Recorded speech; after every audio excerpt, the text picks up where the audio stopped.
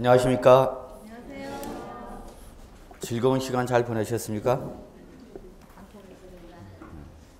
아마 여러분한테 즐거운 시간은 없을 겁니다. 시험 보는 그날까지는. 자, 우리 지난 시간에 232조 양도 차익에 관련된 기본적인 내용을 살펴봤습니다. 가장 기본적인 내용을 살펴봤어요. 그래서 우리 지금은 양도소득세 세액 계산에 관련된 내용을 공부하겠습니다. 그래서 양도소득세 어떻게 계산하냐, 반드시 그 계산 구조를 기억해 두셔야 됩니다. 그렇죠? 제일 먼저 양도소득세를 계산할 땐 양도가액으로부터 출발해서 뭐를 차감하라고요? 취득가액 등의 필요 경비를 차감하라. 자, 그래서 나온 금액을 뭐라는 거예요, 여러분? 양도차익이라 합니다. 그랬죠? 자, 다시 한번 강조하지만 양도소득세 세액에서 제일 중요한 부분이 바로 요 양도차익입니다. 양도차익. 최근에 계속해서 요 양도차익 계산에 관련된 문제가 출제가 되고 있는 거죠. 그래서 요 양도차익이 틀리면 그대로 양도소득세가 무조건 틀려버리게 됩니다. 나중에 여러분 실무 나가셔서 고객이 오셔갖고 양도소득세 계산 어떻게 하냐 물어봤을 때 제가 말씀드린 사이트 들어가시면은 양도소득세 세액 계산 프로그램이 있어요. 그래서 기본 데이터 값을 넣어주면은 양도소득세가 계산되는 것을 확인하실 수 있습니다. 자, 그거는 시험에 합격했을 때 얘기고요. 자, 그 다음에 이제 우리 양도차익이 계산이 되면 여기서 이제 장기 보유 특별 공제를 차감해야 됩니다. 장기 보유 특별 공제. 자, 그래서 저는 여기서 시험에 대비해서는 요 양도차에서 장기 보유 특별 공제를 차감한 후에 금액을 뭐라 한다, 여러분? 양도소득 금액이랍니다. 그랬죠. 그래서 시험에서는 요 양도소득 금액이 아주 중요합니다. 그랬어요. 그래서 요거를 꼭 기억하라. 그래서 양도소득 금액은 양도차익에서 뭐를 차감하는 금액이다? 장기 보유 특별 공제를 차감하는 금액이다. 그래서 시험에서는 요 양도소득 금액을 계산하는 과정, 범위 이런 문제도 시험에 잘 나왔고요. 또 출제될 수 있는 부분이죠. 그럼 지난 시간에 요 양도차익 계산에 관련된 기본적인 내용을 살펴봤고요. 이번 시간에는 장기 보유 특별 공제에 대한 기본적인 내용 좀 살펴보겠습니다. 별표 2개, 역시 시험에 출제될 가능성이 높은 부분이죠. 단독 문제로도 잘 나와요. 단독 문제로도. 그러면 장기 보유 특별 공제에서는 우리가 뭐를 정리할 것이냐 한번 좀 살펴보면 두 가지예요, 여러분. 장기 보유 특별 공제에서 정리할 내용은 딱 두 가지입니다. 첫째, 공제 대상이죠. 누구한테 공제를 해줄 거냐? 공제 대상. 그래서 공제 대상이면 두 번째, 얼마를 공제해 줄 거냐? 공제 금액. 이 두 가지입니다. 그러면 이때 이 공제 대상과 공제 금액 중에서도 시험에 잘 나오는 부분은 이 부분이에요. 여기가 별표 2개라면 여기는 별표 1. 근데 최근에는 여기서 나왔어요. 그럼 왜 여기서 나왔냐? 개정됐거든요. 최근에 개정된 부분이기 때문에. 그러니까 항상 세법은 개정된 부분은 여러분이 민감하게 반응을 하셔야 돼요. 자, 그럼 일단은 공제 대상 갑시다. 그럼 무조건 외우려고 하지 마시고요. 세법을 이해를 해 주셔야 돼요. 부동산 등 자본적 자산은 대부분 단기적 보유다, 장기적 보유다. 장기적 보유야. 취득해서 보유기간이 장기적이다는 얘기죠. 그게 자본주의 특성상 할 수 없는 거죠. 자본적 자산의 특성상 장기 보유. 그러면 이 취득가액과 양도 시점이 차이가 크면 클수록 양도 차익이 커지는 거죠. 원래 장기 보유할 목적으로 취득했는데 그 장기 보유하다 보니까 당초 취득가액과 양도가액의 차이가 나서 양도 차익이 커지더라는 얘기야. 그러니까 양도소득세가 어떻게 되는가? 커지는 거죠. 그러면 이렇게 본래의 성격에 따라서 장기 보유한 자산일수록 세부담이 커지니까 그 본래의 용도에 따라서 장기 보유한 자산일 때 세부담을 줄여주겠다는 게 바로 뭐냐면 장기 보유 특별공제. 그럼 여기 제목에 써져 있어요, 여러분. 장기 보유. 여기에 첫 번째 조건이죠. 아, 얘는 아무나 해주는 게 아니구나. 그죠? 뭐한 자산일 때만 해준다. 장기 보유한 자산일 때만 해준다는 얘기죠. 둘째, 무슨 공제? 특별공제. 특별공제니까 아무나 해주지는 않는다. 그런 걸 좀 연상하시면 되는 거죠. 뭐. 그러면 공제 대상은요, 크게 두 가지로 나눠져요. 첫째, 자본적 자산의 대표가 뭐다고 여러분? 부동산. 그래서 얘는 공제 대상이 부동산일 때만 해줍니다. 오로지 부동산일 때만. 부동산이니까 뭐를 말하는 거야 여러분? 토지나 뭘 양도했을 때만 공제해준다. 건물을 양도했을 때만 공제해준다는 얘기죠. 부동산을 양도했을 때만 해주겠다. 이게 바로 자본적 자산이니까. 그죠? 그래서 뭘 양도해야 된다고 여러분? 토지 또는 뭐를 양도했을 때만? 건물을 양도했을 때만 해준다. 이게 첫 번째 조건이에요. 두 번째 조건, 장기 보유죠. 그러니까 조건이 하나 더 붙는 거죠. 저기서 말하는 장기 보유 특별공제에서 장기는 뭐를 말하냐? 3년 이상 보유를 말한다. 이게 두 번째 조건이죠. 3년 이상 보유된다. 이 두 가지 조건이 모두 충족돼야 되는 거죠. 결론, 3년 이상 보유한 부동산을 양도했을 때만 특별히 해주겠다는 얘기야. 이게 첫 번째 조건이에요. 어렵지 않죠, 뭐. 자, 그런데 이 두 가지 조건을 모두 충족했다 하더라도 두 가지 조건을 모두 충족했다 하더라도 안 해주는 경우가 있습니다. 장기 보유 특별 공제 대상에서 제외되는 경우가 있죠. 요런 거 잘 보셔야 되는 거죠. 요런 거. 출제는 요런 걸 좋아하는 거거든요. 제외. 왜 이 3년 이상 보유한 부동산인데도 안 해주는 경우가 있더라. 요런 걸 출제는 좋아하는 거예요. 그러면 첫째, 요 제외 대상은 공제 대상에서 제외되는 것은 좋은 놈들이겠다, 나쁜 놈들이겠다. 나쁜 놈들이겠죠. 그 양도소득세제 제일 나쁜 애가 누구래서 여러분? 미등기 양도죠. 미등기 양도. 나쁜 놈. 그죠? 제일 나쁜 놈이야. 양도소득세제 제일 나쁜 놈이 이놈이야. 취득에 관한 등기를 하지 않고 양도하는 거죠. 여러분이 공시법에서 여러분 들으셨나요? 중간생략 등기. 들어보셨나요? 그거야. 그놈이야. 그래서 미등기 양도에 대한 정의를 정확히 알고 계시라고 그랬죠. 양도소득세에서 규제 대상이 되는 미등기 양도라서는 그 자산에 대한 뭐가 있는데도 불구하고 등기부가 있는데도 불구하고 그 등기부에 자기의 취득 명의 등기를 하고 안 하고 안 하는 거죠. 취득 등기를 안 하고 양도하는 거죠. 중요한 것은 이거 여러분, 취득 등기를 안 하고 양도하는 겁니다. 그러니까 취득 등기를 못 하고 양도하는 건 미등기 양도이다 아니다. 아니다. 요거 구분하셔야 돼요. 취득 등기를 안 하고 양도할 때가 미등기 양도가 되는 거고, 취득 등기를 못 하는가? 왜 못해? 등기부가 없어서. 그럴 때는 미등기 양도도 아니다. 요렇게 예를 들어볼까요? 여러분이 집에 가서 복습을 안 하시는 거예요? 못 하시는 거예요? 응?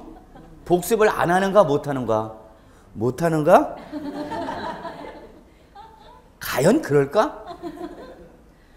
끝나는 즉시 그냥 뿅 하고 가는 사람도 있고, 끝나면 남아서 식사한 다음에 자습실에서 그날 배운 것을 복습하고 가시는 분도 계시고, 누가 잡아갈까 봐 그냥 치는 사람도 있고, 그래서 집에 가서 공부할 거야. 집에 가서 공부하기는 개뿔. 그래서 저는 이런 말을 많이 합니다. 집에서 나와라. 시험 보는 그날까지는. 집에 들어가면 일거리만 생기잖아. 그렇잖아요, 여러분. 특히 주부님들은 아침에 나올 때 설거지도 안 하고 나왔잖아. 밥상도 안 치고 나왔잖아.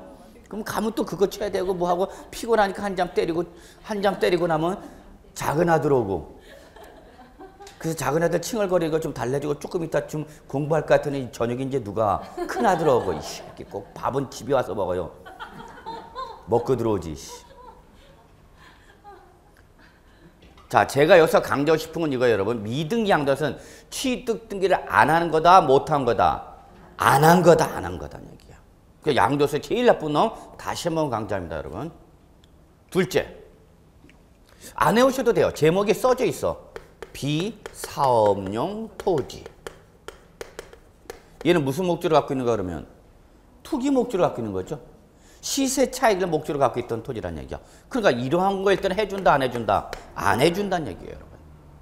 이 두 가지입니다. 이 두 가지. 체킹해 주셔야 됩니다. 이 두 가지. 근데 요거와 비교할 게 여러분 1세대 2주택 이상에 해당하는 주택 1세대 2주택 이상에 해당하는 주택 다른 말로 말하면 다주택자 얘는 해주나 안 해주나? 제가 지금 방금 뭐라 그랬어요? 안 해주는 건 몇 가지라 했어요? 2가지라고 그랬죠? 우리는 이게 문제야. 안 해주는 건 요 2가지만이다 여러분. 안 해주는 거. 그러면 제가 그랬죠. 지금은 1세대 2주택 이상에 해당하는 다주택자다. 그러면 제외 대상에 해당이 되는 거 안 되는 거예요? 안 되는 거죠? 그러면 제외 대상에 해당하지 않으니까 뭐 하라는 얘기야? 공제해준다 안 해준다? 해준다. 해준다. 주의하시기 바랍니다. 제가 이걸 강조하는 이유는 요거예요 여러분. 원래는 공제 안 해줬어요. 성격상. 뭐니까? 다주택자니까. 다주택자니까. 안 해줬어. 너 왜 쓸데없이 주택 많이 보유하다 양도하니? 안 해주겠다는 얘기 여러분. 그런데 4년 전인가요? 4년 전부터 이걸 풀어줍니다. 얘도 해줘라. 왜? 주택 경기가 활성화 안 되고 주택 경기가 활성화 안 되는 저해 요인 중에 하나가 양도소득세가 딱 버티고 있다는 얘기죠. 부동산을 양도하려면 특히 주택을 양도하려면 양도소득세 부담이 큰 거야. 그러니까 자꾸 양도를 안 하려고 그래. 웬만하지 않으면. 그래. 그러면 너도 해줄게. 걱정하지 말고 양도하라는 얘기죠. 그래서 결론 냅시다. 1세대 2주택 이상에 해당하는 주택은 해준다 안 해준다? 해준다. 이런 거 시험에 잘 나는 거죠. 이런 거 여러분. 그 다음에 이 부동산이 아닌데도 공제를 해주는 게 하나 있어요. 그게 바로 뭐냐면 2번째 조합원 입주권입니다. 얘는 지금 뭘 양도한 거냐? 조합원 입주권을 양도합니다. 부동산이 아닙니다.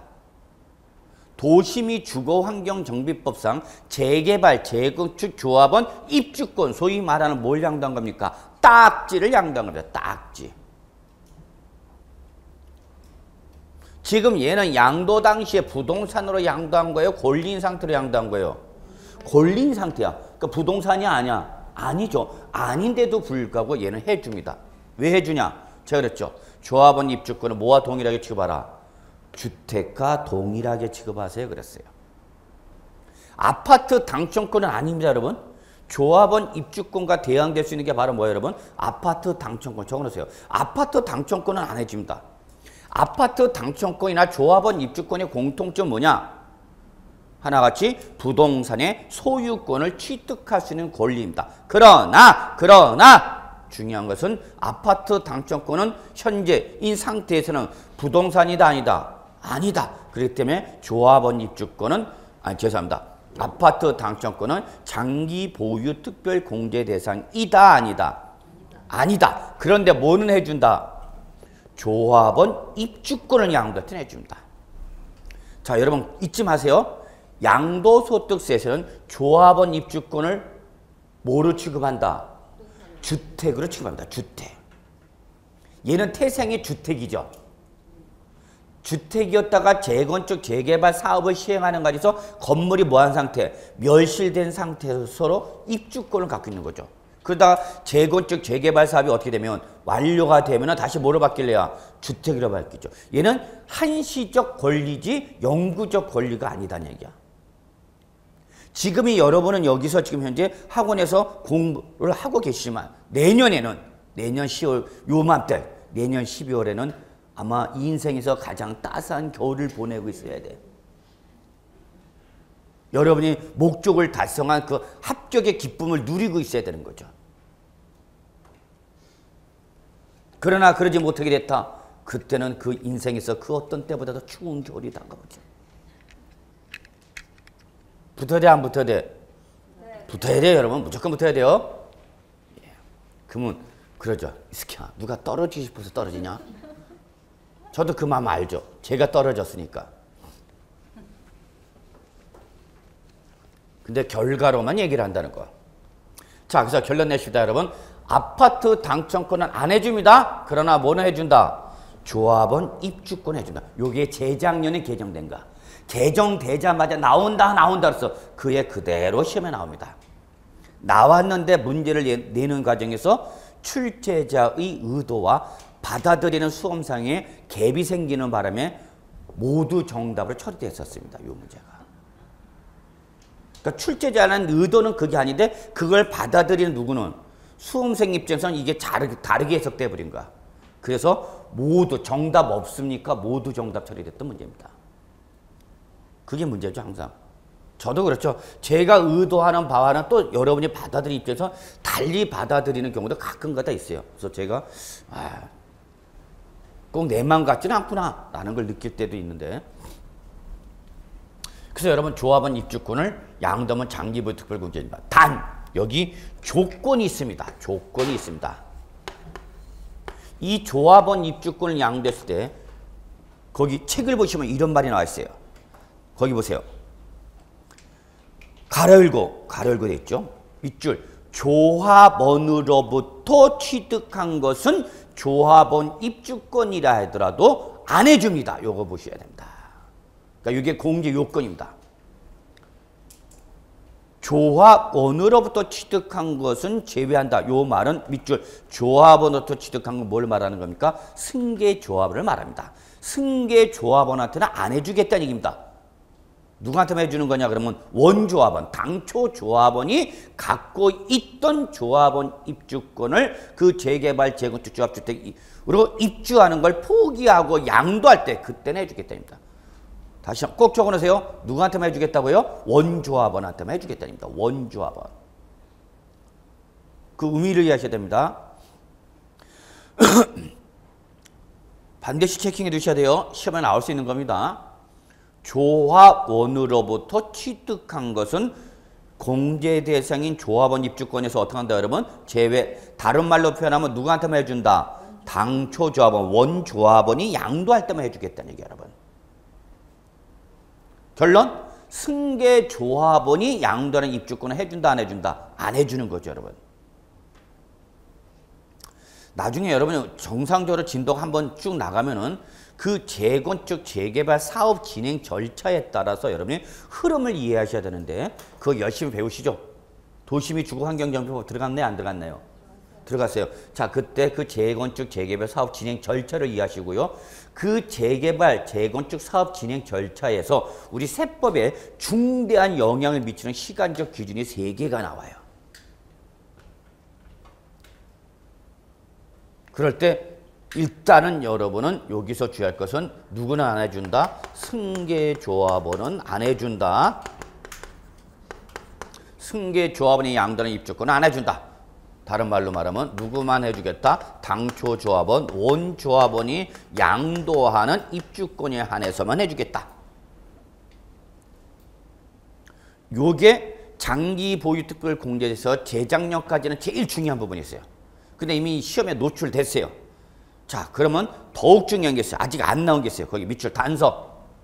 단, 조합원 입주권, 원조합원이 양도를 한다 하더라도 밑줄 관리처분 인가전 양도책을 한 점. 이거 매우 중요합니다. 출전에 내년 2015년도에 얼마든지 여러분한테 정답으로 요구할 수 있는 규정입니다. 마샤! 시뻘겋게 표시하세요. 실제 시험에 나오면 나왔네 하고 딱 맞아줘야 돼. 실제 시험에 나왔는데 진짜 나왔네. 아씨 내년에 꼭 외워야지. 그러면 이제 돌아버리는 거야. 나왔을 때 맞춰야 되는가? 나왔는데 그때 가서 진짜 나왔네. 씨. 아씨 내년에 꼭 외워야지. 내년에 안 나와 또. 그러니까 대응을 잘해야 돼. 대응을. 자, 아주 중요한 말이에요 여러분. 출전이 정답으로 요구할 수 있는 규정이고요. 조합원 입주권에 대한 양도책을 계산할 때 가장 중요한 전제 조건이 됩니다. 여러분 정비법상 관리처분 계획 인가일 배우셨나요? 이 관리처분 계획 인가일은요. 여러분 이 조합원 입주권과 아주 밀접한 시간적 규제입니다. 놓치시면 안 돼요.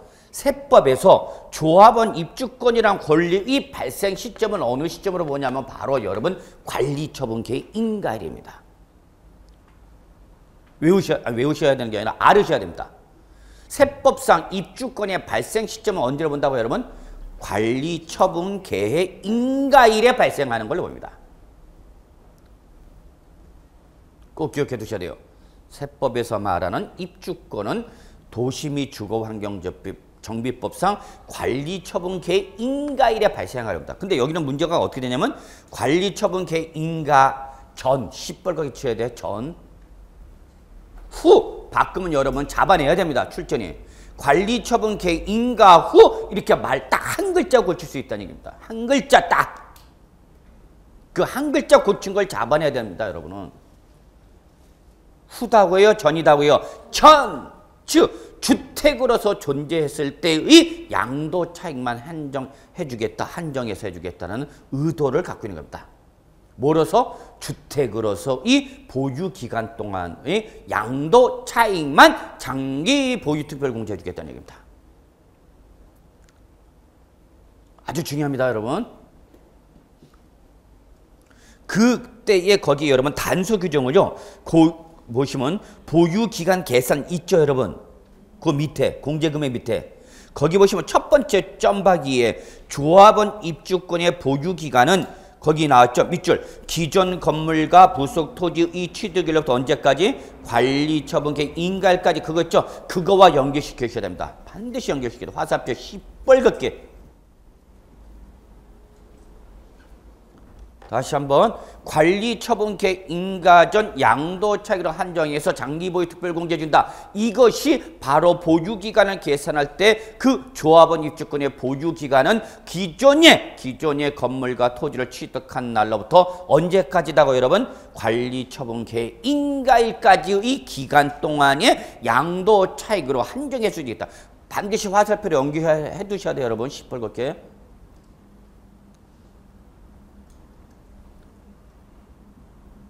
출전이 여러분한테 모범 답안으로 물어볼 수 있는 중요한 규정입니다.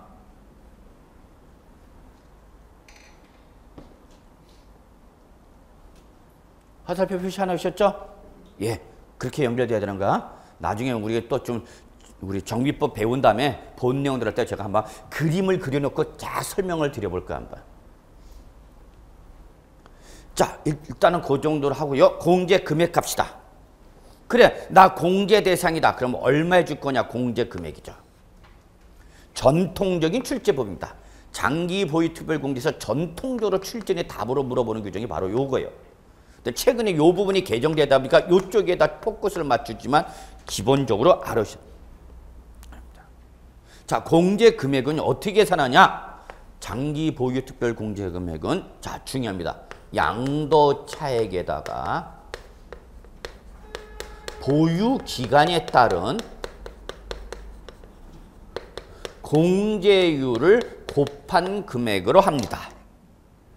공제 금액은 어떻게 계산한다고요? 양도 차익 곱하기 보유 기간별 공제율을 곱해서 나온 금액을 어디서 차감하라고요? 양도 차익에서 잡니다.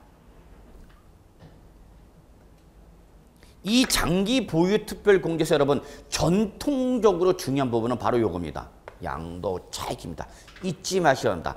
장기 보유 특별 공제는 항상 양도 차익을 기준으로 해서 공제를 해준다는 걸 반드시 기억해 두셔야 돼요. 이런 게 이제 초창기 때 최근에 개정되기 전에는 양도 차익을 보죠. 다시 한번요. 장기 보유 특별 공제 금액은 무슨 금액을 기준하라고요? 양도 차익. 그럼 여러분 외우지 마. 장기 보유 특별 공제를 어디서 지금 계산하는 거예요, 여러분? 양도 차익을 계산한 다음에 차감하는 거죠. 그러니까 이때 장기 보유 특별 공제 금액을 계산할 때 기준점이 뭐다고 여러분? 양도 차익이 기준점이라는 얘기야. 양도 차익이 기준가액이 되는 거야. 그거를 가지고 공제 금액을 계산하는 거예요. 그래서 나온 금액을 어디서 차감하라고요? 그래서 계산해서 나온 금액 어디서 차감하라고요? 양도 차익에서 차감하라고. 그러니까 이게 중요하다는 얘기야. 저거를 출전이 어떻게 장난치냐면 양도 차익을 요걸 살짝 양도 가액으로 바꿔버려. 또는 그 다음에는 요거를 취득가로 바꿔버려. 이해하시죠? 우리는 공부를 하는 것도 중요하지만 시험에 어떻게 장난쳤고 어떻게 나올 수 있다라는 걸 자꾸 여러분이 느끼셔야 돼요. 실전 대비야. 우리는 실전 대비. 우리가 여기서 뭐 이론을 배우는 게 아니야. 저는 실전 대비 강의예요. 실전에서 어떻게 나왔고 어떻게 출제가 됐기 때문에 어떻게 나올 수 있다라는 걸 여러분한테 예상해서 말씀드린 거죠. 다시 한번. 장기 보유 특별 공제 금액은 무슨 금액을 기준한다? 양도 차익을 기준한다. 근데 외우지 마라. 계산 구조상 장기 보유 특별 공제를 뭘 계산한다며? 양도 차익을 계산한 다음에 공제하는 거 아니야. 그러니까 요 위에 기준점 되는 것은 무슨 금액이 될 수밖에 없다? 양도 차익이 될 수밖에 없다는 얘기죠. 근데 출제는 이거를 살짝 양도 가액 또는 취득 가액 싹 바꾸는 거야. 이거를 바꾼 걸 잡아내야 되는 거죠.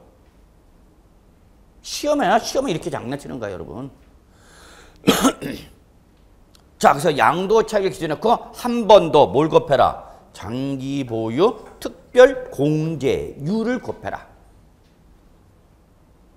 이때 장기 보유 특별 공제율은 역시 또 양도 물건에 따라서 달라집니다. 환장하네. 뭐가 단순한 게 없어. 그래서 첫째, 양도 물건이 1세대, 요거 잘 보셔야 돼요. 1주택으로서 3년 이상을 보유했다. 요거 3년 이상 보유는 제입니다. 1세대 1주택을 양도했다. 최소 몇 년 보유하고 양도한다고요? 3년 이상. 그러면 여러분이 이 말을 듣는 거 이상하다라는 게 삘이 느껴져야 돼요. 이 양도 물건이 뭐다고 여러분? 1세대 1주택. 그리고 몇 년 이상 보유했다고요? 3년 이상. 그럼 뭐가 떠올라야 되죠, 여러분? 1세대 1주택 3년 이상 보유 양도했다. 그럼 뭐가 떠올라야 돼요, 여러분? 떠오르는 게 없어? 어? 뭐냐고. 1세대 1주택 2년 이상 보유했다. 그럼 뭐가 떠올라야 돼요, 여러분? 비과세, 비과세. 그게 떠올라죠. 1세대 1주택 2년 이상만 보유하면 뭘 받을 수 있는데? 비과세. 근데 얘는 지금 몇 년 보유했어? 3년 이상 보유했어. 그럼 무슨 요건 충족했어? 비과세 요건 충족했잖아. 근데 무슨 장기 보유 특별 공제를 해준다는 얘기지? 비과세 요건을 충족했다는 것은 납세무 자체가 발생한다, 안 한다? 안 한다. 그랬더니 저 양도소득세 세액 계산한다, 안 한다? 안 한다. 그런데 웬 장기 보유 특별 공제? 당황스러움? 그런 게 떠올라야 돼요, 여러분. 이상하다. 1세대 1주택 3년 이상 보였다면 기본적인 비과세 요건을 충족한 것이고 비과세 요건을 충족했다는 과세권자가 사전에 조세정책이나 기타 경제정책 목적을 달성해서 과세권자가 사전에 과세권을 보장을 말하는데 그래서 납세무 자체가 발생하는데 안 하는데 안 해. 납세무 자체가 발생 안 하는 것은 세액을 계산한다 안 한다 안 해. 그런데 뭔 장기보유 특별공제 해준다는 얘기지? 라는 생각이 들어요 안 들어요? 들어요? 진짜 들어? 듣는 분은 분명히 합격합니다. 그분은 센스가 있는 거니까. 그냥 뭔 소리여. 네가 표시하라고 그러니까 내가 표시를 한다만 무슨 소리인지 모르겠다. 일단 표시를 해놓자. 집에 가서 아저씨한테 검사를 받아야 되니까. 자, 제가 1세대 1주택 몇 년 이상만 보유하면 2년 이상 보유하고 양도는 비과세합니다 그랬어요. 다시 한번 1세대가 1주택을 2년 이상 보유 양도하면 양도소득세 과세한다고요 안 한다고요? 안 해. 근데 제가 여기까지만 설명드렸어요 여러분한테. 근데 잠깐 여러분 여기 보시면 230쪽 잠깐 볼게요. 230쪽에 보시면 여러분 비과세 요건 중에서 왼쪽에 보시면 비과세 요건을 충족해도 비과세를 적용하지 않는 경우 당구장 표시 들어가 있습니다. 찾으셨나요? 예, 여기를 말하는 겁니다. 여기. 1세대 1주택 2년 이상 보유해서 무슨 요건 충족했어? 비과세 요건을 충족했어. 그런데 이 세 가지 조건을 충족했는데도 비과세를 안 해주는 경우가 있더란 얘기야. 그러면 거기 동그라미 1, 2, 3, 4, 5 있죠 여러분? 그거를 말하는 거야. 그럼 여러분 여기 동그라미 나오면 1, 2, 3, 4, 5는 좋은 놈들이야 나쁜 놈들이야? 나쁜 놈들 그렇게 생각하라고 저기. 첫 번째 1번. 기준 면적을 초과하는 주택 부수 토지입니다. 이거 실무 나가시면 주의하셔야 합니다. 특히 단독주택, 시외에 있는 단독주택일 때는 여기 걸릴 가능성이 없지 않아 있습니다. 기준 면적을 초과하는 주택 부수 토지입니다. 1번이. 그래서 주택 정착 면적의 도시지역 아니면 5배, 도시지역 바깥이면 10배를 곱해서 그 10배 또는 5배까지의 주택 부수 토지만 비과세를 해주고 그 면적을 초과하는 부수 토지는 비사업용 토지로 봐서 비과세 안 해주겠다는 얘기입니다. 체킹 1번. 옆에다 적으세요. 거기 밑에다가 기준 면적 초과하는 주택 부수 토지입니다. 1번은. 자, 여기 잠깐 설명드릴게요, 여러분. 제가 주택가 그 밑에 있는 부수 토지를 양도했습니다. 양도했어요. 그러면 기본적으로 요 양도하는 주택가 부수 토지가 1세대 1주택 2년 이상 보유양됐다. 그럼 뭐 해준다? 비과세. 근데 문제는 요게 문제입니다. 부수 토지는 무제한적으로 비과세를 해주지는 않습니다. 왜 그러냐면 무제한적으로 비과세를 해주면 요 규정을 악용할 소리가 있어요. 대규모 드넓은 토지 위에다가 그냥 주택 하나 줘놓고 말뚝 박아놓고 주택 부수 토지 이러면 그 드넓은 토지가 다 뭘 받을 수 있어? 비과세 받을 수 있죠. 그러니까 그렇게 요 비과세 규정을 악용하는 걸 방지해서 비과세가 되는 주택 부수 토지는 무제한적으로 해주는 것이 아니라 요 바닥 정착 면적에 국토의 계획 및 이용에 관한 법률에 따른 도시 지역 아니면 국제법 하면 여러분 또 주정 까먹하냐? 용도 지역, 용도 지구 뭐 그런 거 열심히 배웠잖아. 그래서 용도 지역은 다시 몇 가지로 구분한다? 4가지로 구분한다. 중복 지정할 수 있다 없다? 없다. 뭐 그런 거 했잖아. 했죠? 네, 했을 거예요, 여러분. 이때 용도 지역 4가지 어떻게 외우고 계시나요? 저는 그냥 도간, 농자 이렇게 외우고 있는데 거기서 말하는 도가 뭐예요? 도시지역이죠. 자, 이때에 이 부수 토지가 국계법상 방금 말씀드린 어디 아니면 도시지역 아니면 그래서 우리 세법에서 말하는 도시지역은 국계법상 용도지역에서 나온 바로 그 도시지역을 말하는 겁니다. 그 도시지역 아니면 사람이 많으니까 이때는 요 정착면적의 몇 배까지만 5배까지만 주택 부수 토지를 인정해 주겠다는 얘기야. 요 바닥 정착면적의 몇 배까지만 5배까지만 주택 부수 토지 보겠다는 얘기야. 이게 국계법상 도시지역 바깥이다. 그 밖의 지역이다. 그러면 이때는 여러분 농어촌 생각하시고 이때는 몇 배? 10배까지만 뭐로 본다? 주택 부수 토지로 봅니다. 그럼 요 부분을 뭐 하면? 요 5배 또는 10배를 뭐 하는 부분이면? 초과면, 요 초과는 놈은 요거는 뭐로 보겠다는 얘기야? 비사업용 토지로 보겠다는 얘기야. 이건 비과세 해준다 안 해준다? 안 해준다 그 얘기입니다. 두 번째. 실제 실무에서 이런 일이 일어났었습니다. 현업에 계신 공인중개사님 저한테 연락이 왔어요. SOS. 교수님 저는 분명히 비과세인데 비과세라고 고객한테 자신 있게 말을 했고 그렇기 때문에 비과세인데 관할세무서에서 양도소득세 추징이 들어와 버렸어. 그래서 그 고객이 와갖고 자기한테 따지는 거야 지금. 확인하라. 그럼 전화 걸어봐라. 관할세무서에 전화 걸어봐라. 왜 과세가 된 건지 근거가 거기 다 나와요, 여러분. 담당자고 담당자 번호가 나와. 걸어. 되겠습니까, 걸어도? 쫄지 말고 걸으세요. 그래서 과세가 되는 근거가 뭔지 물어봐라. 물어봐야 될 거 아니야. 그랬더니 여기 걸린 거야, 여기. 저거를 얘기하는 거죠. 저게 아파트 등일 때는 나올 가능성이 드물어요.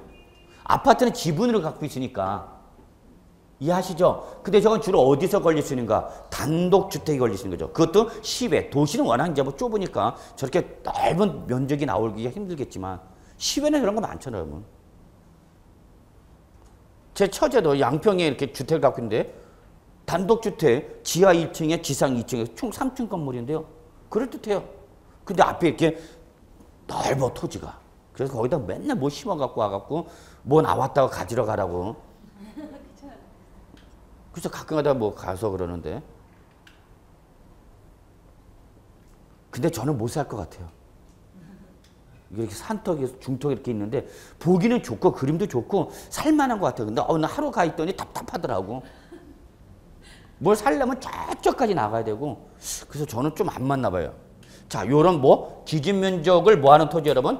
초가분. 당연히 왜 올라가지 마요, 여러분. 아, 기준 면적 초가분 무슨 토지를 본다? 비사업용 토지. 그러면 1세대 1주택 2년 이상 보유라는 비과세 요건 충족했더라도 비과세 해준다, 안 해준다? 안 해준다. 어떤 분만 안 해주는가? 초가분만 안 해주는가? 다 안 해주는 게 아니라 토지에 대해서 안 해주는 게 다 안 해주는 게 아니라 초가분만. 그거예요. 2번. 제일 나쁜 놈. 미등기양도 나왔죠.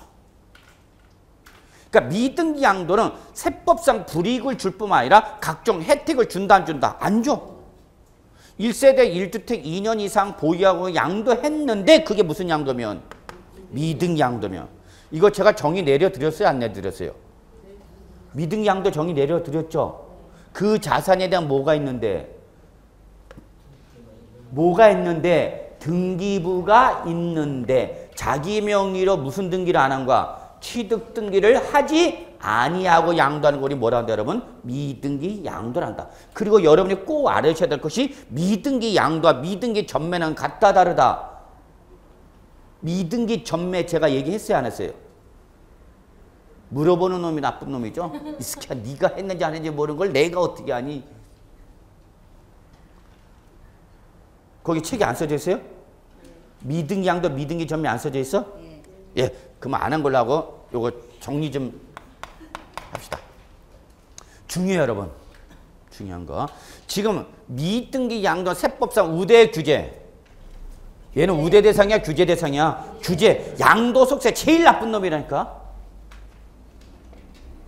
나중에 여러분 중에서 제가 제일 미워하는 사람이 있어요. 2차 포기하고 1차만 하는 사람들 제일 밉다. 5월달 7월달 되면 살살 빠져 수업 시간에.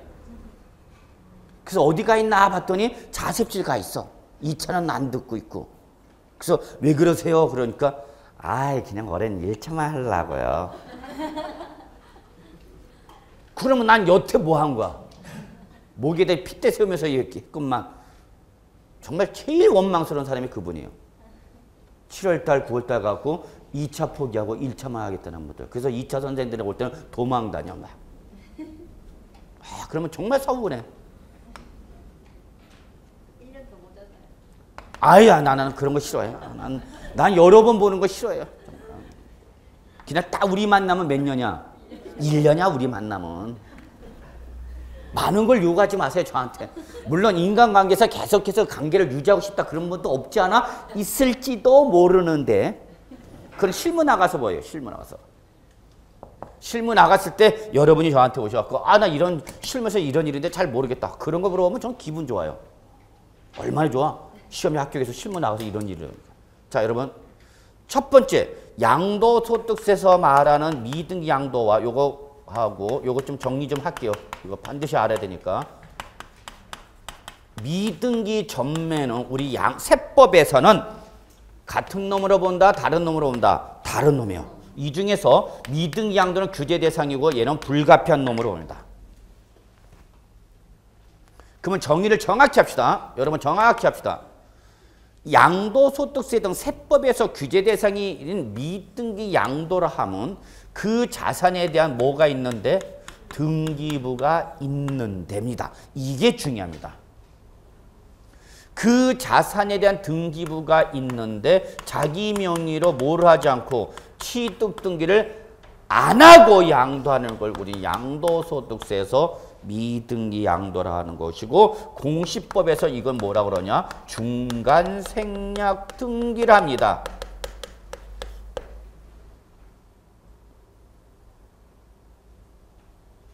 결론부터 내리면 공시법에서 말하는 무슨 등기를? 중간생략 등기를 우리 양도소득세는 뭐라고 한다 여러분? 미등기 양도라고요. 이러한 미등기 양도할 때는 우리는 세법상에는 밟아야 돼. 규제 대상입니다. 그런데 그 자산에 대한 등기부가 없어서 취득 등기를 안 하고 못하고 양도하는 걸 우리는 미등기 양도라 하지 않습니다. 차이점 뭐예요 그러면? 요거죠 요거. 둘 다 뭐는 안 했어? 취득 등기를 안 한 거예요 여러분 둘 다. 그런데 차이점은 얘는 뭐가 있음에도 불구하고 등기부가 있음에도 불구하고야. 여러분이 집에 가서 복습할 수 있는 여건이 됨에도 불구하고 안 한 거라니까 안 한 거.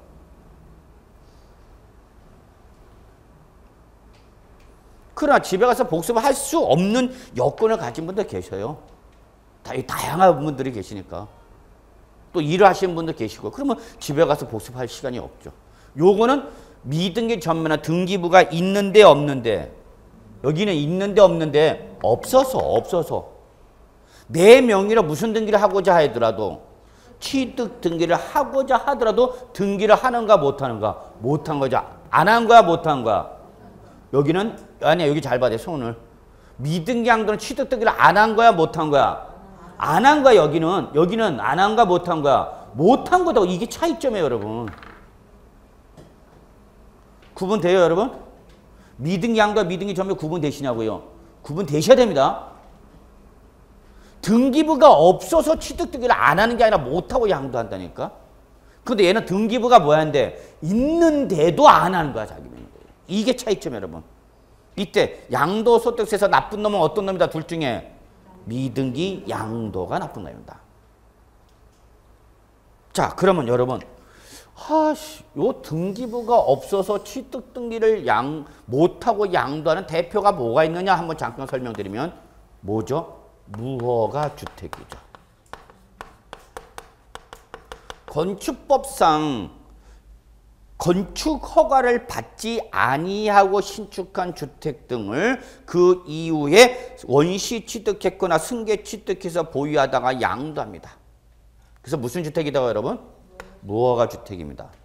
그런데 얘는 1세대 1주택으로서 자 2년 이상을 보유했습니다. 그래서 이 주택을 양도하는 자가 공인중개사님 여러분한테 와서 물어봅니다. 공인중개사님 제가 1세대 1주택 2년 이상 보유라는 세 가지 조건을 모두 충족했습니다. 근데 지금 이 양도한 주택이 무슨 주택이라고요?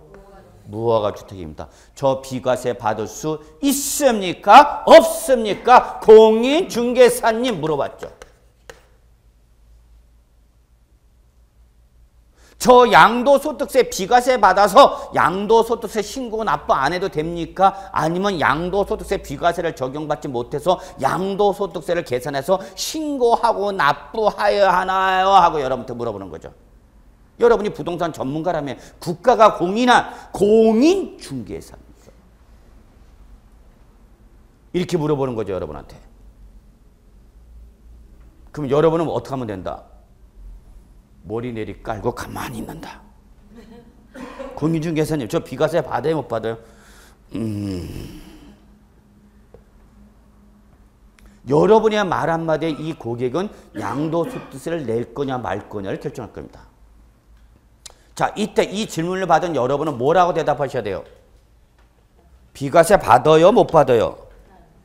응? 받아요? 못 받아요? 받아요? 그래 이 새끼 한번 물어봐라. 내가 대답을 안 하고 가만히 고객이 물어봐도 대답 안 해. 공인중개사님 여보세요? 그리고 나가면 이제 그때서 내가 이겼지?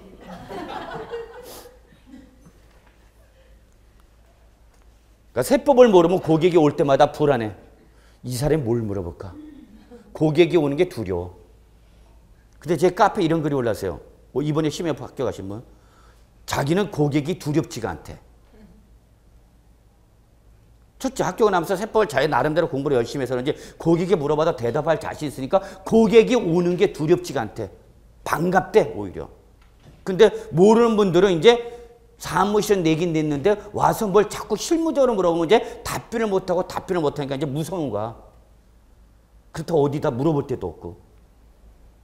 옆집 가서 물어봐. 공인중개사 사무실? 옆집? 더 몰라. 진짜 여러분. 세법은 여러분이 가장 최근에 공부하고 나오신 분이고, 그러니까 공법과 세법은 여러분한테 와서 물어봅니다. 그분들이 기존에 하시는 분들. 여러분이 마지막에 공부하고 나오신 분들이니까. 근데 그걸 거꾸로 옆에 가서 물어봐 보세요. 그 집은 삽질하고 있습니다. 자, 결론 내릴게요. 비과세 받을 수 있습니다. 왜 있냐면 얘는 무허가 주택입니다. 그러니까 건축법 등에 의한 건축허가를 받았으니까 안 받았으니까 안 받았죠. 안 받았으니까 뭐가 없어요? 등기부가 없어요. 그러면 그 이후에 이 무허가 주택을 취득해서 양도한 사람은 무조건 미등 양도에 걸려버리죠. 그럼 이 사람 잘못이 아니죠. 이 사람 잘못이 아니잖아. 무허가 원시 취득자가 잘못한 거지. 그 이후에 이 무허가 주택을 취득해서 양도한 사람은 잘못이 없잖아. 연자제에 걸려버려. 한 사람의 잘못. 그래서 결론 냅시다. 무허가 주택일 때는 그럼으로 인해서 뭐가 없어서? 등기부가 있어서 없어서? 없어서 취득 등기를 안 하고 못하고 양도하는 것은 비과세 받을 수 있다고요? 없다고요? 있다고요. 있다고요. 적으세요. 실무 나가면 어디 가서 물어볼 데가 없다니까. 여러분 자존심 있잖아. 시험에 합격하고 나왔는데 옆집 가서 물어보기 어떻게 물어봐. 과감하게 여러분 대답을 하실 수 있어야죠. 고객 앞에서.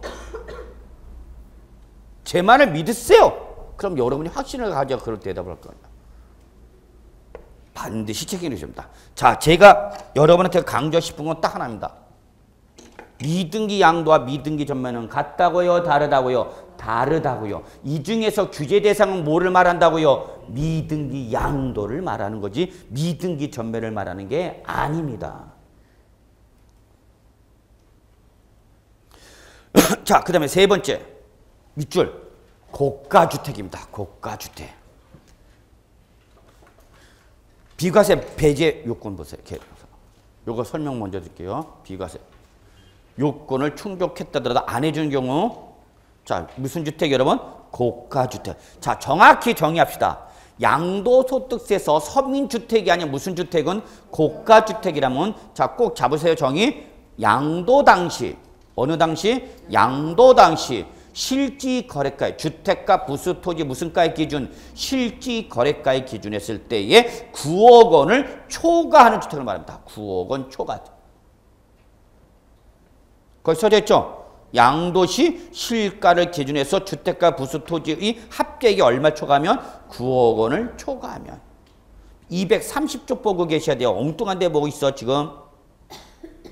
230쪽 왼쪽 비과세 요건을 충족한 경우도 비과세를 적용하지 않은 경우 동그라미 1, 2, 3, 4, 5 요거 보고 계시라고요. 왜 방황을 해? 어딜 찾지 못하고. 고가주택 찾으셨어요? 예. 자, 여러분 꼭 9억 원 초과 기억해 두셔야 돼요. 9억 원 초과. 그럼 제가 이렇게 물어볼게요. 여러분 이 의미를 이해하시는지. 자, 여러분 제가 주택과 토지를 양도했는데 딱 양도가액이 9억 원입니다. 애누리없이 딱 얼마요? 9억 원. 그러면 저는 일반 주택 양도했어요? 고가주택 양도했어요? 예? 일반 주택입니다, 여러분. 9억 원을 뭐 할 때부터야? 초과할 때. 요거를 우리 세법에서 뭘 하냐면 여러분 그냥 부담 없이 들으세요. 문턱 효과라고 합니다. 문턱 알죠? 문지방. 그래서 세법에서는 어떤 기준점을 넘어와서 기준점을 뭐 할 때 초과함으로써 법률적 효력이 발생하거나 소멸되는 걸 우리 세법에서 뭐라고 한다 여러분? 문턱 효과랍니다. 문턱 효과. 너 문지방 넘어오지 마. 선 넘어오지 마. 아, 그거 생각난다. 제 수업을 들은 분들은 알아요. 여러분 우리 젊었을 때 오빠가 자꾸 어디 가자 그래? 오빠가 자꾸 어디 가자 그랬어? 놀러 가자 그러죠? 그거 이상하다. 오빠가 안 놀았어요? 아니 오빠가 시간만 되면 자꾸 놀러 가지.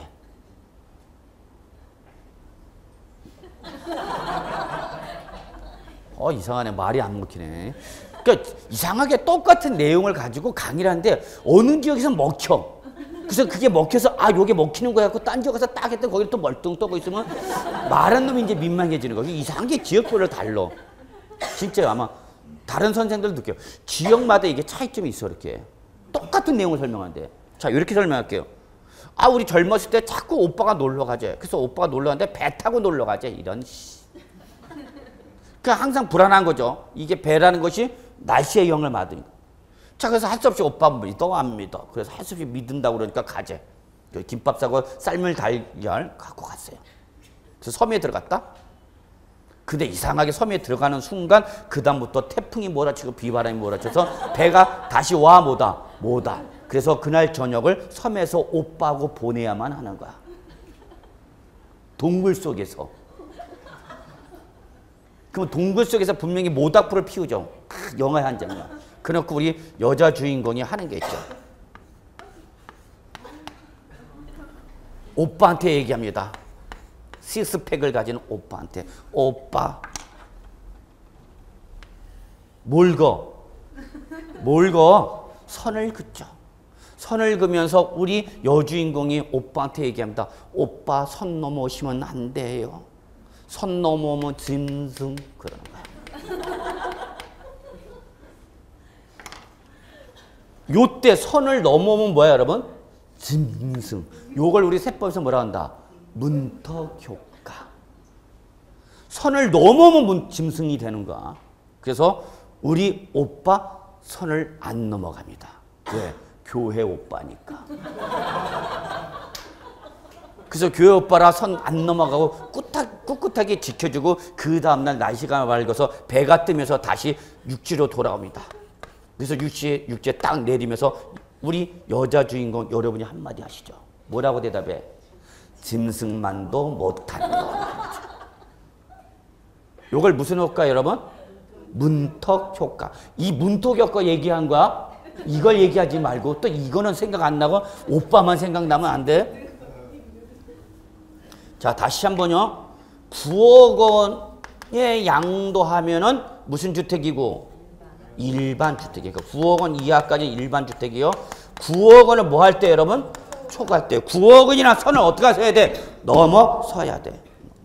자 그러면 이때 꼭 적으세요. 옆에다가 고가주택 옆에다가. 그러면 고가주택은 비과세 요건을 충족했다 하더라도 비과세를 해준다 안 해준다? 안 해준다. 그럼 안 해준다는 것은 양도차익에 대해서 뭐 하겠다는 얘기 여러분? 과세하겠다는 얘기죠.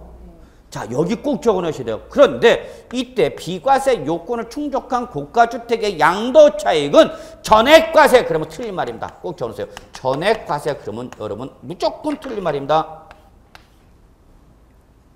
출전이 장난쳐? 1세대 1주택으로서 2년 이상 보유라는 비과세 요건을 충족했다 하더라도 양도 당시 실질거래 가격이 9억 원을 초과하는 주택일 때는 비과세를 적용하지 않고 양도차익 전액과세한다. 그러면 여러분 맞다 틀리다? 틀리다는 얘기입니다. 이때 비과세 요건을 충족한 고가주택을 양도할 때 양도차익은 전액과세라는 것이 아니라 양도가액에서 9억 원을 뺀 가액이 당해 양도가액에서 차지하는 비율만큼만 가져가. 꼭 적어 놓으십시오. 이게 비과세 요건을 충족한 고가주택에 과세되는 양도차익입니다. 출제는 이걸 물어봅니다. 이걸 우리는 세법에서 뭐라 하냐면 안분 계산한다 그럽니다.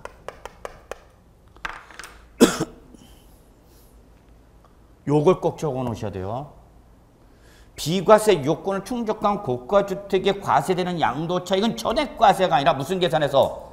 안분 계산해서 양도가에서 얼마를 빼? 9억 원을 뺀 가액이 당해 양도가액에서 차지하는 비중만큼만 과세합니다. 이게 비과세 요건을 충족한 고가주택의 가장 중요한 특징입니다. 계산 문제 출제 가능합니다. 예, 실제 시험에 나왔었고요. 요 계산 문제가 나왔었고요.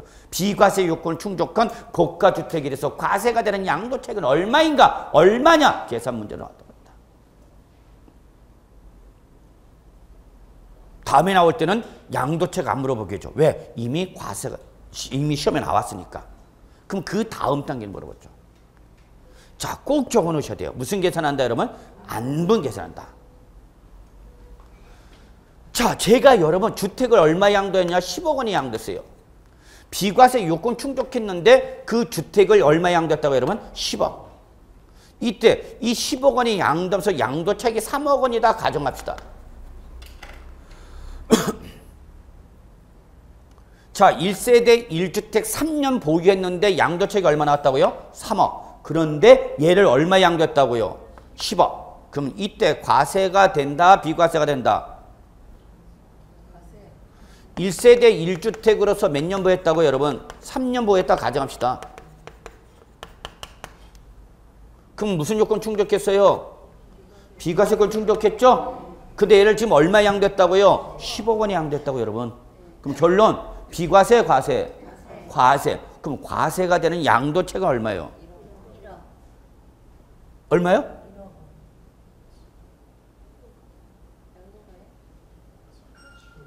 자, 양도가액 얼마? 10억. 여기서 얼마 빼라고요, 여러분? 9억. 그럼 얼마예요, 여러분? 그러면 그거를 양도가액 얼마로 나누라고? 10억. 그럼 몇 프로예요? 몇 프로야? 10%잖아. 그러면 과세되는 양도체가 얼마예요? 이상하네. 자, 여러분, 제가 잘못했어요. 이렇게 합시다. 이렇게 합시다. 자, 10 빼기 9는 얼마? 어쩔 수 없어. 10 빼기 9는 얼마? 1. 요거를 양도가액 10으로 나누라고. 그럼 몇 프로야, 여러분? 10분의 1이잖아. 그 몇 프로야? 10%. 또 몰라? 10%잖아. 그 결론 양도책에 대해서 몇 프로만 과세하라는 얘기야? 10%. 그럼 과세는 양도책 얼마? 3천만 원이죠. 3천만 원. 요게 실제 계산 문제 나왔다니까. 이상하죠. 우리 왜 분수만 나오면 돌아버려.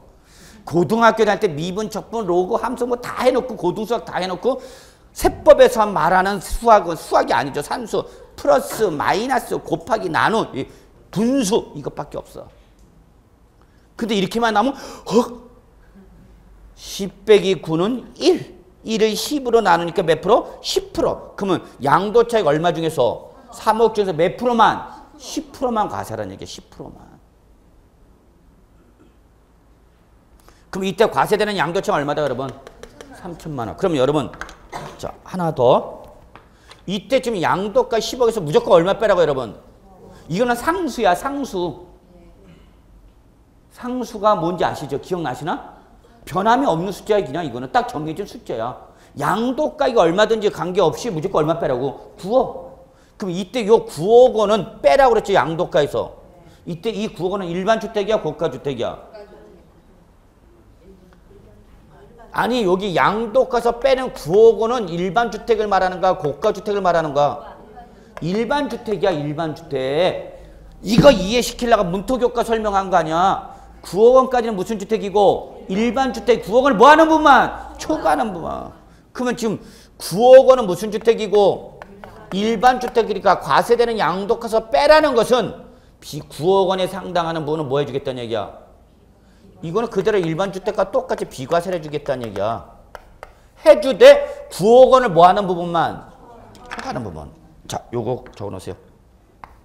이렇게 물어보면 자꾸 여러분이 당황스러워요. 요 분자는 뭐를 말하는 거예요, 여러분? 9억 원을 뭐하는? 초과하는 양도가액을 말하는 거죠. 10 빼기 9는 얼마? 1. 1억만 과세하겠다냐. 그 1억이 당의 양도가 10억에서 차지하는 비중은 몇 프로냐는 얘기야? 10%라는 얘기야. 그러니까 10%만 과세하고 몇 프로는? 90%는 뭐 해주는가?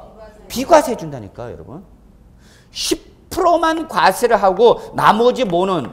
90%는 일반 주택과 똑같이 뭐 해주겠다는 얘기야? 비과세 해주겠다는 얘기입니다.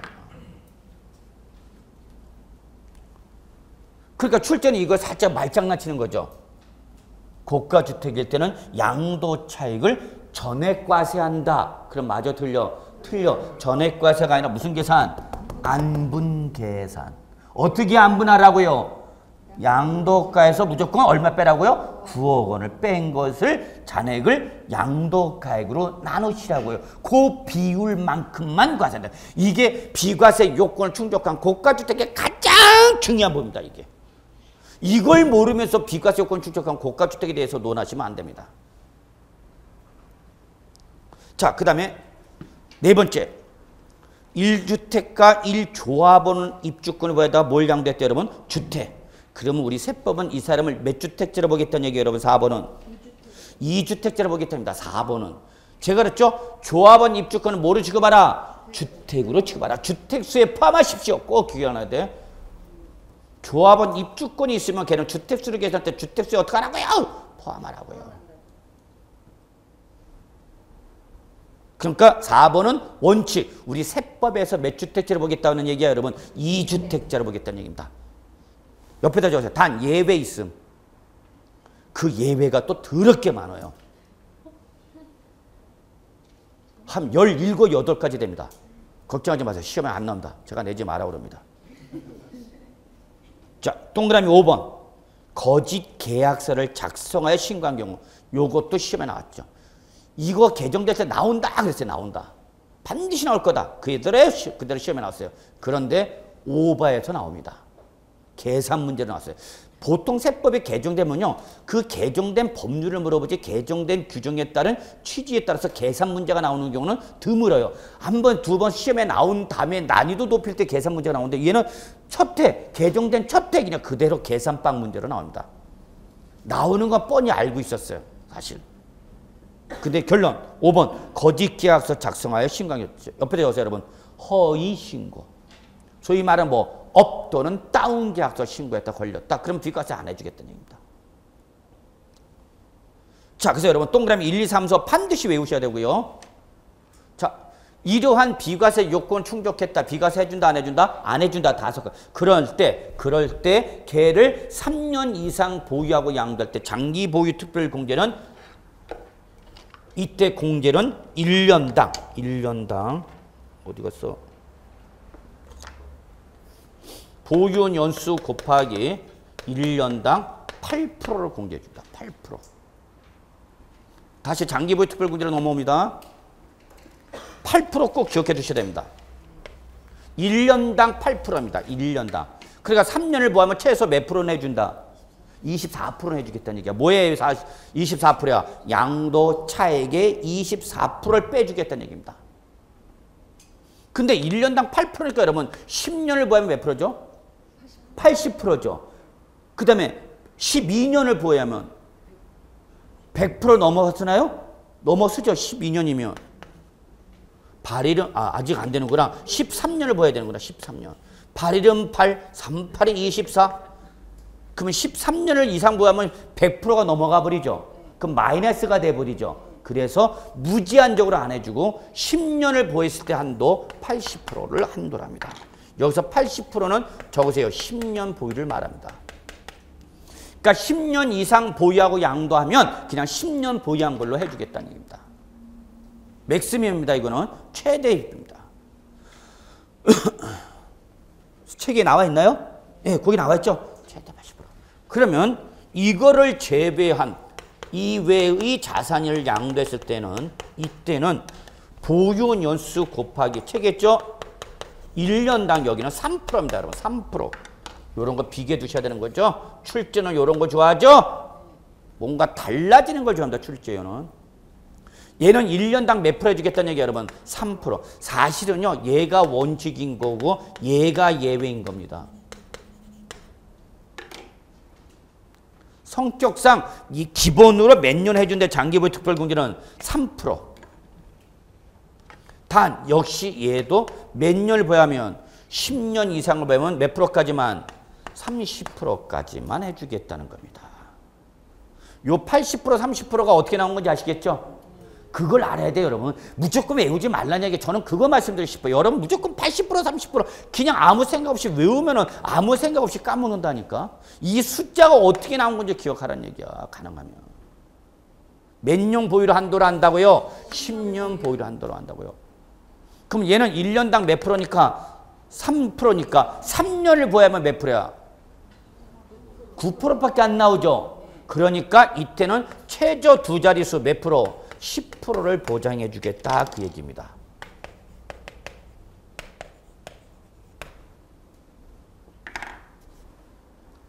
자, 이번 시간은 여기까지 하도록 하겠습니다. 자, 10분 쉬죠.